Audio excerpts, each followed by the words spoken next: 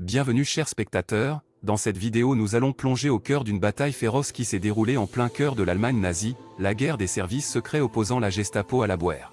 Un affrontement d'une intensité sans précédent entre deux organisations rivales, chacune cherchant à obtenir le contrôle total de l'espionnage et de la sécurité intérieure.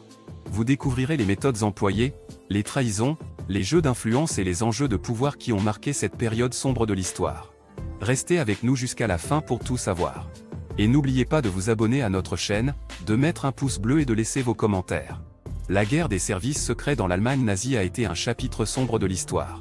Deux des organisations les plus puissantes et infiltrantes, la Gestapo et la Bundeswehr, se sont retrouvées en compétition féroce pour obtenir le contrôle total des renseignements et pour renforcer leur influence dans le pays. Cette rivalité intense a engendré des conséquences dramatiques et a façonné le cours de la Seconde Guerre mondiale.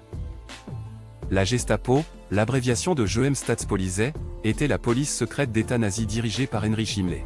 Son objectif principal était de supprimer toute opposition au régime nazi et de maintenir un contrôle total sur le peuple allemand. Pour atteindre ces objectifs, la Gestapo a utilisé toutes les tactiques possibles, y compris la surveillance de masse, la torture et l'assassinat. Ils étaient connus pour leur brutalité et leur efficacité redoutables. D'un autre côté, la Bundeswehr était l'organisation de renseignement militaire de l'armée allemande. Dirigée par l'amiral Wilhelm Canaris, la Bundeswehr était responsable de la collecte d'informations et de l'espionnage à l'étranger.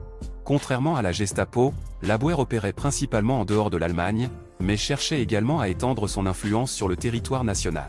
Les deux organisations avaient des objectifs différents, mais leurs actions se chevauchaient souvent. Par exemple, la Gestapo cherchait à éliminer les espions étrangers opérant en Allemagne, tandis que la Bundeswehr tentait de contrer les tentatives de sabotage de la part de la Gestapo visant à perturber leurs opérations à l'étranger. Cette rivalité a créé une atmosphère de méfiance et de paranoïa entre les deux organisations, ce qui a rendu leur collaboration pratiquement impossible. La Gestapo ne voulait pas partager son pouvoir et considérait la Bundeswehr comme une menace à son autorité. Ils étaient prêts à tout pour éliminer leurs concurrents, y compris l'utilisation de méthodes illégales et brutales.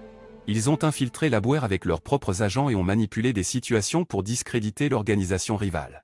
D'autre part, la Bundeswehr cherchait à se protéger de l'influence grandissante de la Gestapo. Ils ont tenté de défendre leurs opérations en utilisant des tactiques de diversion et en faisant pression sur les hauts dirigeants nazis pour les soutenir. Cependant, leurs efforts étaient souvent vains face à la puissance et à la cruauté de la Gestapo. Cette guerre des services secrets a également eu des répercussions sur la population allemande. La surveillance constante et la terreur exercée par la Gestapo ont créé un climat de peur généralisé. Les Allemands vivaient dans la crainte constante d'être dénoncés ou arrêtés par le redoutable appareil de sécurité de la Gestapo. Les méthodes brutales utilisées par l'organisation ont détruit des vies et ont semé la méfiance parmi les citoyens.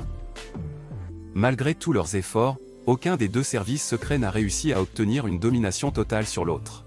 La Gestapo, en fin de compte, est restée l'organisation dominante en Allemagne, tandis que la Bundeswehr a réussi à maintenir ses opérations à l'étranger, bien que de manière limitée. La guerre des services secrets dans l'Allemagne nazie est un témoignage sombre de l'ampleur de la brutalité et de la rivalité qui ont caractérisé cette époque. Elle a rappelé à tous que, même au sein d'un régime totalitaire, les rivalités internes peuvent être tout aussi destructrices que les ennemis extérieurs. Cette période de l'histoire est un rappel brutal de l'importance des droits de l'homme et de la justice dans la protection des individus contre les abus de pouvoir.